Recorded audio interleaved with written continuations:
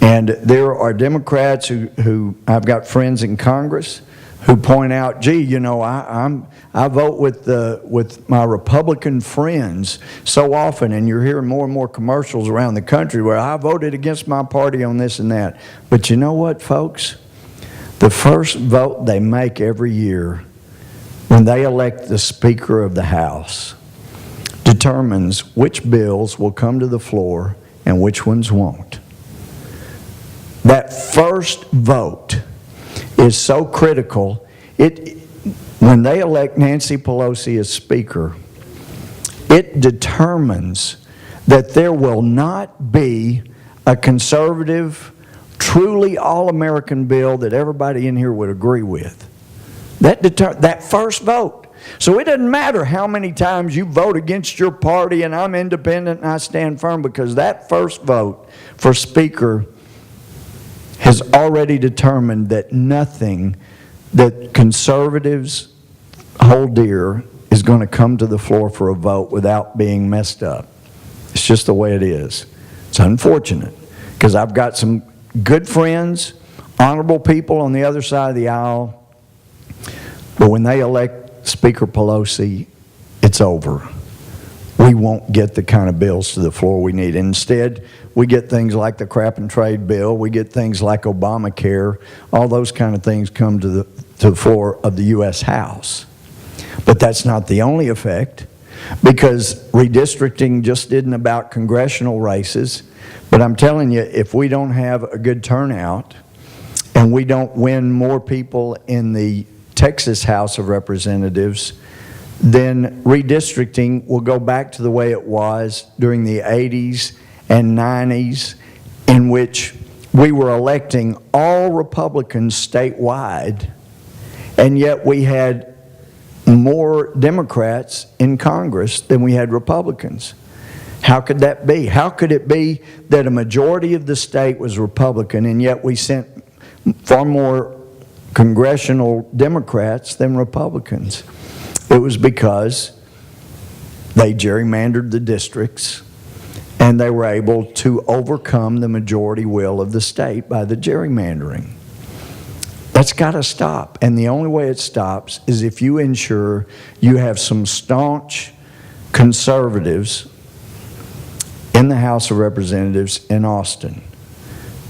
Now, James White sitting over there, I like him. Don't you like him?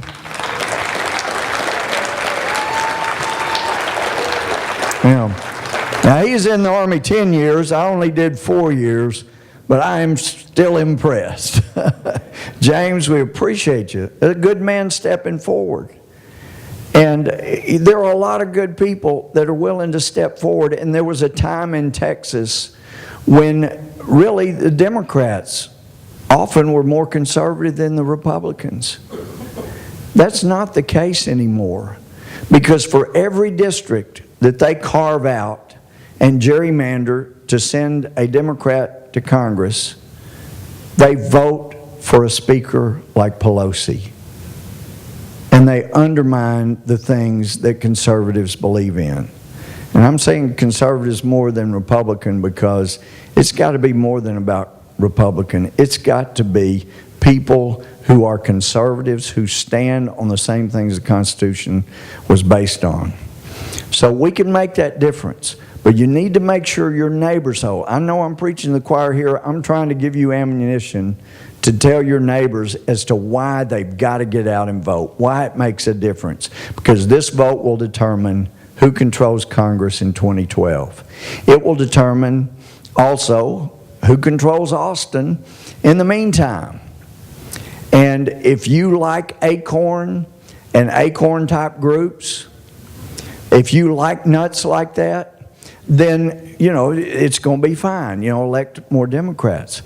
But I'm telling you, with what's been going on, we have been funding groups who have completely different philosophies than the majority of Americans in this country, and we need to make sure that the majority view is what is expressed at the ballot. You got to turn out and vote, or so much that's been done is going to be undone. We've got to ensure that grassroots Americans get out. So I appreciate you taking your Saturday afternoon to come down here and be part of this rally today. But this has got to be, and I know there have been so many rallies, and Angelina County and a whole surrounding area has been wonderful, the way they've really been striding out. But here we're getting so close to the finish line. And some people, as I was afraid, have felt like, well, gee, in the last 2 years, I've been to so many rallies, I'm done. We're getting to the finish line. You can't sit down before the finish line, and you've got to tell your friends that. Don't let them stop now. You got to run through the tape. And you can explain to them what they surely know, but it needs reinforcing. We need jobs in America. We need jobs in America. And these people that have lived in this weird world that thinks we can be a service economy. We don't need manufacturing jobs in America. They pollute too much. It's okay for them to go to China and India and Argentina and Latin America. It's okay because we can be a service-oriented society. Well, you need service industries. You got to have them. But without a manufacturing base, they're not going to last long. And when you are the most important superpower in America, and you can't manufacture steel, and you can't produce your own fuel, and you can't produce your own wood products anymore because other competitors have put you out of business, you can't win a war. And you've always got to keep that uppermost in your mind when you are as powerful as the United States has been. Those who learned lessons from World War II learned, a lot of people don't even remember what the Battle of the Bulge was. It was an effort by the Germans at the end of World War II. People say, well, by 1944 it was all over. The Germans were driving west. It was to put a bulge in the Allied line there and drive them back to the Atlantic and to the North Sea. And the one main thing that kept it from working, folks, they nearly succeeded. And I think there were acts of God that saved them. But they ran out of gasoline. And there was one occasion when there were Tiger tanks that rolled right up near to a supply depot, and if they had gotten that gasoline, they would have had enough to finish driving America back. And yes, Montgomery was back there in the back telling Patton and those other guys, yeah, you take care of them. I'm here in the back in case they get through. Well, he wasn't going to stop them if they got through the Americans. But they ran out of gas, and on that one occasion, history records that something made the German commander stop. There was a squad of American riflemen. They couldn't stop tanks, but something in the mind of the commander spooked him, and he stopped. And for 24 hours, they stopped. For some reason, the commander had, there's something here, I have to stop, there's some danger. And the Americans were able to get there and secure the supply depot, and he didn't get the gasoline. I think God has blessed us in ways most people never realize. He has protected us over and over. But as you surely know, because you're here and you're concerned, jobs that will make America great are not in the Census Bureau. Jobs that'll make America great are not at Goldman Sachs or AIG. They should have been allowed to reorganize and go through bankruptcy like lots of East Texas businesses did and have. They should have had the chance. And I know that we had Republican leaders that are still Republican leaders that are going to be leading us after November who bought into that whole thing. But I read the bill. And I knew it was a travesty, and it was not something we should do in America. And we've got to make sure that we elect people who will read this stuff and understand what they're voting on and warn people instead of just being led along by the nose.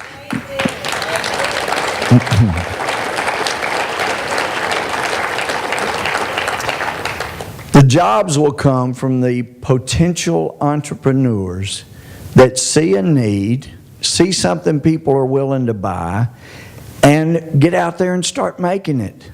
But the environment we've created in America stifles entrepreneurship. And for one thing, we have something, now I know small businesses, many of them subchapter S corporations that pass through, and it doesn't affect them like it does others. But I've talked to so many manufacturers, CEOs, heads of business, manufacturing business that moved to China, asking, what was the number one thing that made you move? I figured I knew the answer, that it was cheap labor. It's not the number one answer. They would point out that the labor is cheaper here, but we had a lot better quality control back in America. We made better products back in America. Our quality control is not nearly as good here because the laborers are not as skilled as they are in America. But the corporate tax in China is 17%. It's 35% in America. And China will cut deals with big industries to lure them in and say, you know, you won't even have to pay corporate tax for the first 5 years, and then you can gradually work up to 17%. And they would say, we were using old facilities in America. We're making it hard to stay competitive. We come over here, we build a state-of-the-art facility, and it's paid for with the money we would have paid in income tax. By the time we start paying corporate tax, we got our facility paid for. It's state-of-the-art, and we can compete anywhere. Well, why shouldn't they build those facilities here? And I've talked to some of the leading economists in America, and they all seem to agree, the ones I respect. They say you cut the corporate tax to 17, 15, or 12%, those manufacturing jobs will come flying back to America, just like that. And then the service industry jobs will grow up around those manufacturing jobs. There is no reason to send those jobs over there. And if you're concerned about the environment and say that's why we don't want those manufacturing jobs here, well, then you need to understand that in China, India, Argentina, on average, they pollute around 10 times more than we do in America for the same industry. What do you think helps the environment more? Because best I can tell, that stuff still goes into the environment. So if it's the environment you worry about, you need to keep the manufacturing jobs here where we can keep them cleaner. Now, we're told that we need to be for things. Well, there's a ton of things I'm for, and I'm sick of people saying we're not for anything. For one thing, 2 years ago, after TARP was passed, and we heard that there may be $3 to $9 trillion spent just to try to get the economy going by the federal government, I asked for the official projection of how much would be paid in income tax for 2008. It was $1.21 trillion. So I know I talk slowly, but I'm thinking 1.21 trillion, 3 to 9 trillion. This looks better over here. So the better solution would have been, you know what, rather than spend $3 to $9 trillion by the Federal Reserve and the federal government and Paulson and Geithner, just let people keep their own money in their own paycheck for a while, huh? That would stimulate the economy. You don't need to bail out the automobile business. Let people keep their own money and they'll go buy cars and they'll decide which automobile manufacturer doesn't go into bankruptcy. And in January of 2009, I had the chance to explain that, the idea of the tax holiday, because it was taken off across America. I was asked to do interviews on like 100 different radio interviews from Anchorage, Alaska, to Southern California, to Maine, New York City. They loved the idea. Florida, all over the country, I was being asked to talk about it.